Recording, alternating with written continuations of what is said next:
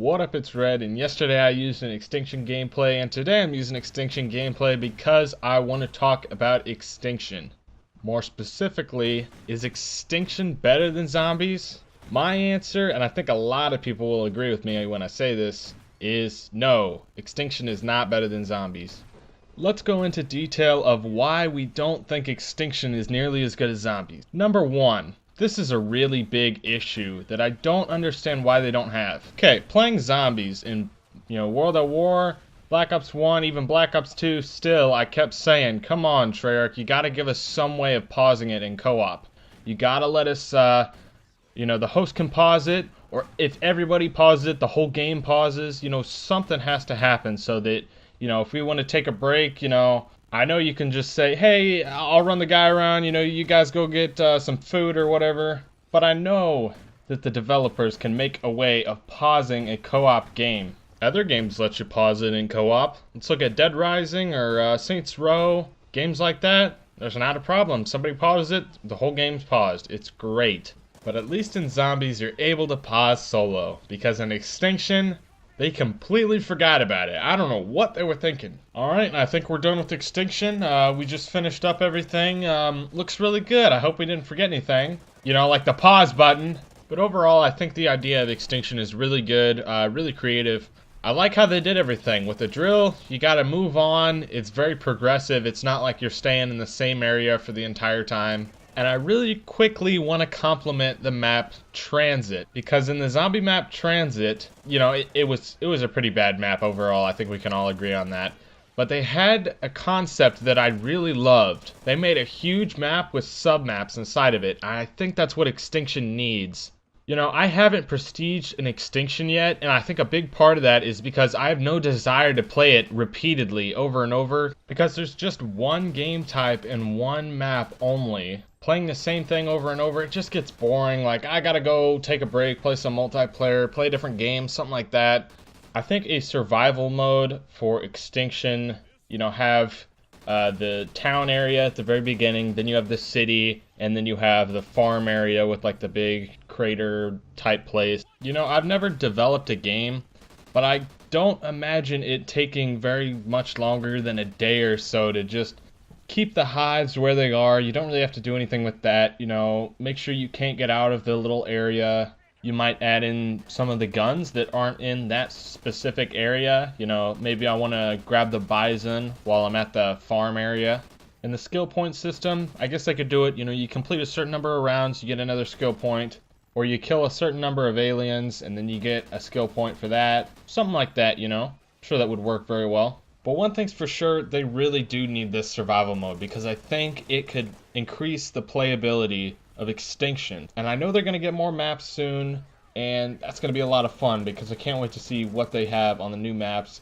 If they're going to add in real characters with a storyline, which I hope they do, or if they're going to add in a wonder weapon, or if they're going to make it even longer than the first Extinction map. We're going to have to see what they do with this next map, because I'm going to be let down if it's not anything that I just said. I really want this Extinction mode to take off and do really well, be right up there with zombies. But right now, it's kind of hovering below it. I mean, it's got potential, that's for sure, but it's not quite there.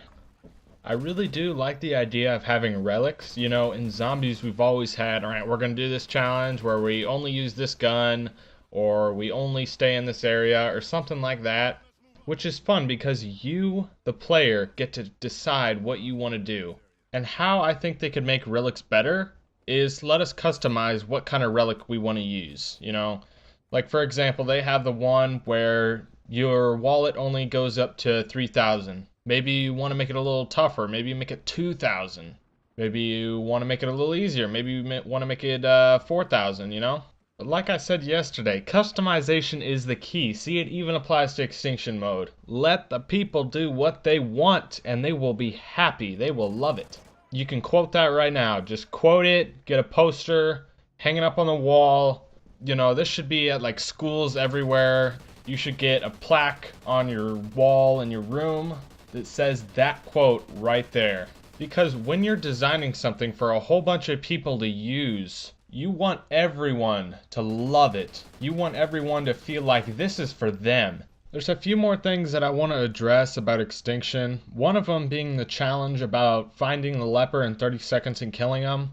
Look, it's really hard to find that leper, and it's especially hard when there's a ton of lepers already on the map. Like when you get that really late in the game, you don't know which leper it is you're supposed to kill. I know it's supposed to be on the outskirts of the map and you have to run around and find it, but it's just too hard. And I think this is the one challenge that they really need to remove. There's one more challenge that I think they need to change really badly, and that's the one about accuracy 75% or higher. Now, in Black Ops 2 Zombies, specifically on Die Rise, there were the creepy crawler rounds, and you had to have 100% accuracy, or you just had to knife all of them, or use a trample steam or something like that, so that you could get your free perk. Why do we have to try and put one bullet into them and just keep knifing them over and over?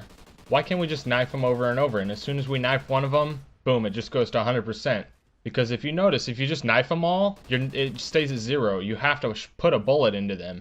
And one of the reasons I actually think this is a problem is because if you miss, if you screw up and just miss, and I'm especially talking about if you're not using the Magnum, which occasionally I like to use different guns. It's not fun to use the same guns all the time.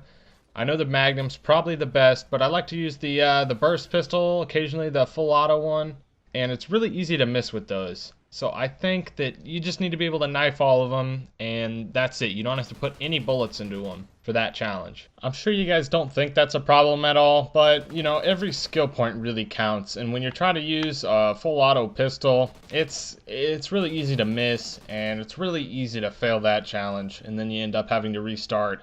I hope you guys enjoyed this video, and if you did, make sure you put 2 big thumbs up for it. And by 2 big thumbs up, I mean just hit the like button, because I'm sure you're screaming and crying about how great this video was. And if you are screaming and crying about how great this video was, you know, share it with your friends and share it with the people of Infinity Ward. If we could get them to watch this and incorporate survival mode or any of these other ideas that I just mentioned, that would be fantastic. I would love them forever. But as always, leave a comment. Seriously, leave a comment. And I'll see you guys later.